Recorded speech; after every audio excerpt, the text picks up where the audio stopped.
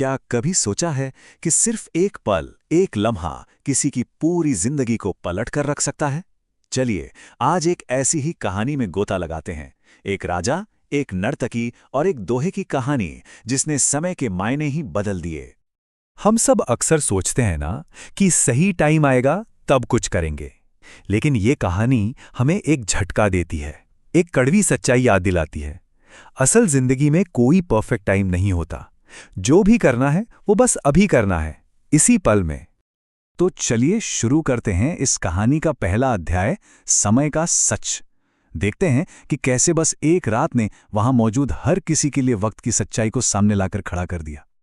जरा सोचिए, एक बहुत बड़ा जगमगाता हुआ दरबार, एक बूढ़े राजा ने एक शानदार जश्न रखा है। ये जश्न पूरी रात चलना था, लेकिन इस चमक धमक के पीछे कई गहरे राज दबे हुए थे। अब देखिए, उस रात के मुख्य खिलाड़ी कौन कौन थे। एक तो थे हमारे बूढ़े राजा, एक बहुत मशहूर नर्तकी, राजा के अपने गुरु और कई राजकुमार। ऊपर से तो सब मुस्कुरा रहे थे, पर हर किसी के मन में कुछ और ही चल रहा था जो बहुत जल्द सामने आने वाला था।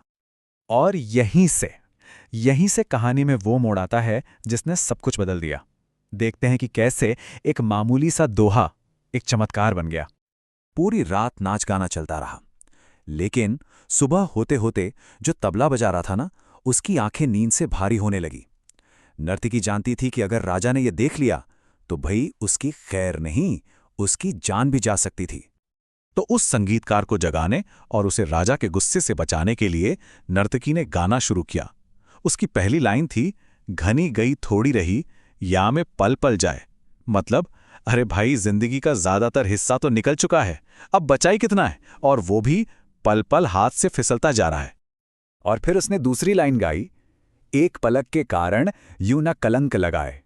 मतलब, बस एक पल की गलती के लिए, एक झपकी के लिए अपनी जिंदगी पर कोई दाग मत लगने दो।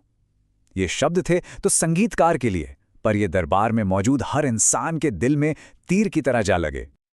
और बस यहीं से शुरू होती है बदलाव की वो लहर जिसने सबको हिलाकर रख दिया। कैसे इस एक दोहे ने हर किसी के अंदर झांका और उनके सारे नकाब एक एक करके उतरने लगे। ये बिल्कुल एक डोमिनो इफेक्ट की तरह था। एक गिरा और फिर सब गिरते चले गए। गुरु को अपनी भूल का एहसास हुआ, राजकुमार ने अपना गुनाह मान लिया, राजकुमारी का दिल बदल गया, राजा ने सब कुछ त्याग दिया, और तो और खुद उस नर्तकी ने भी एक बहुत बड़ा फैसला ले लिया।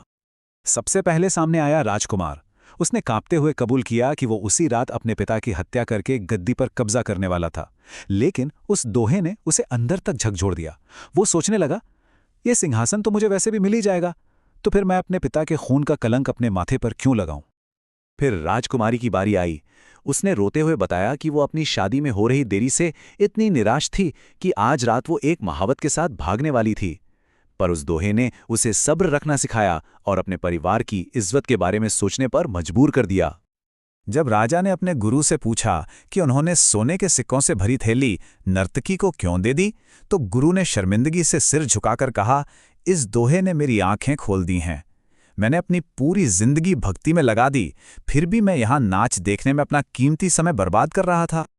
अब सोचिए राजा की हालत, अपने ही बच्चों की साजिशें और अपने गुरु का ये सच सुनकर राजा का दिल दहल गया।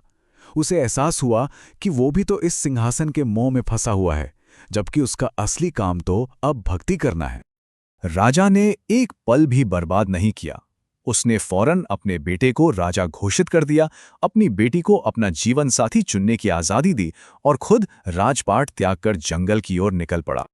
तो ये कहानी सिर्फ एक रात की घटनाओं के बारे में नहीं है, है ना? इसका असली मतलब क्या है? चलिए, जीवन के इस सार को समझते हैं। इस पूरी कहानी का जो दिल है ना, वो बस इस एक लाइन में है, घनी गई थोड़ी रही। इसका सीधा सा मतलब है, ज्यादातर जिंदगी तो बीत गई है और जो बची है वो बहुत अनमोल है, उसे यूं ही बर्बाद नहीं करना चाहिए। लेकिन एक मिनट रुकिए, क्या ये कहानी वाकई एक राजा या एक नर्तकी के बारे में है, या फिर ये कहानी हमारी है? चलिए अब इस कहानी के आईने में जरा खुद को देखने की हिम्मत करते हैं। तो असली सवाल ये उठता है, ये कहानी आखिर है किसकी? जवाब बहुत सीधा है, ये कहानी हम सबकी है।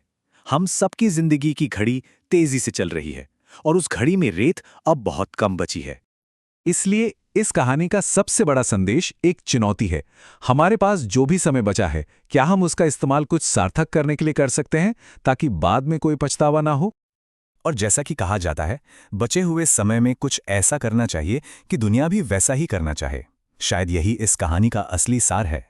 सोचने के लिए एक बहुत शक्तिशाली विचार